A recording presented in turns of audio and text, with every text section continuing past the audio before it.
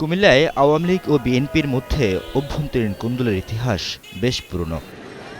আওয়ামী লীগের রাজনীতিতে আফজল খান ও আকম বাহাউদ্দিন বাহারের দ্বন্দ্বের কথা প্রায় সবারই জানা। তবে সেই দ্বন্দ্ব সিটি নির্বাচনে প্রভাব ফেলবে না বলে জানিয়েছেন দল মনোনীত এই মেয়র প্রার্থী। দলীয় প্রতীকের বাইরে আমরা কেউ যেতে পারবো না, নৌকার বাইরে কেউ না।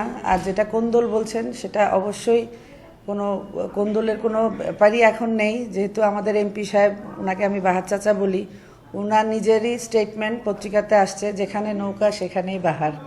আমাদের মধ্যে কোনো কোন্দল নাই, সেটা প্রকাশ পাবে 15 তারিখের পরে, যখন আমরা সবাই একসাথে মাঠে নামব। অন্যদিকে কুমিল্লায় বিএনপির প্রভাবশালী নেতা হাজী ইয়াসিনের সাথে মনিরুল ইসলাম সাক্কুর বিরোধ দীর্ঘদিনের। তবে বর্তমানে সেই দ্বন্দ্ব নেই বলে জানিয়েছেন বিএনপি মনোনীত এই মেয়র প্রার্থী।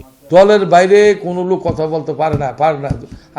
আমি একটা মনে করেন ইয়াসিন সাহেবের নাম বললাম, পার্টি সেক্রেটারি, কার কাছে বলবো আমার ভোটটা দিতে না করতে? দলের লোকের কাছে, তার লোকের কাছে বলতে পারবো না। যদি দল নির্বাচন না করতো, আমি করতাম। উনি সময় কিন্তু এটা কথা ওনার ছিল।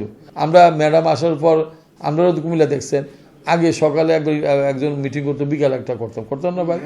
ম্যাডাম যাওয়ানোর পরে এই মুহূর্তে আমাদের মিটিং আমরা করি না, আমরা মিলে গেছি। দলীয় কোন্দল ভুলে প্রধান দুই দল ঐক্যবদ্ধ হলে কুমিল্লার রাজনীতিতে নতুন মেরুকরণ হবে বলে মনে করেন স্থানীয়রা।